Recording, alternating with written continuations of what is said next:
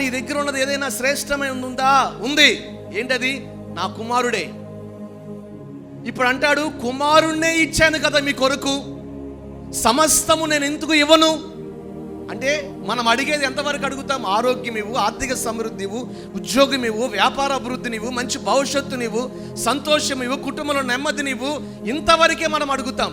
కానీ ఆయన దగ్గర ఆరోగ్యం కంటే, ధన ధాన్యాల కంటే, అన్నిటికంటే శ్రేష్టమైనది తన కుమారుడు ఉన్నతమైన స్థానంలో ఉన్నాడు. హల్లెలూయా. మరి ఆ కుమారుడిని తీసుకొచ్చి మనకిచ్చిన వాడు ఆరోగ్యాన్ని ఇవ్వలేడా? మాట్లాడరేంటి? ఉద్యోగాన్ని ఇవ్వలేడా? వ్యాపారాన్ని అభివృద్ధి పరచలేడా? ఉన్నతమైన ఆశీర్వాదాన్ని ఇవ్వలేడా? ఏంటో సందేహంలో చూస్తున్నారు, క్వశ్చన్ మార్కులు. ఇక్కడ కూడా క్వశ్చన్ మార్కే ఉంది, అందుకని చెప్తున్నారు. పౌలు భక్తుడు రోమా సంఘానికి రాస్తూ అంటాడు, తన సొంత కుమారుని ఇవ్వటానికి వెనుతీయనివాడు. సమస్తము ఎందుకు ఇవ్వడు? ఆయనే ఇచ్చేశాడు కదా. ఈరోజు నువ్వు అడుగుతున్న వాటన్నిటిని కూడా ఇచ్చునుగాక.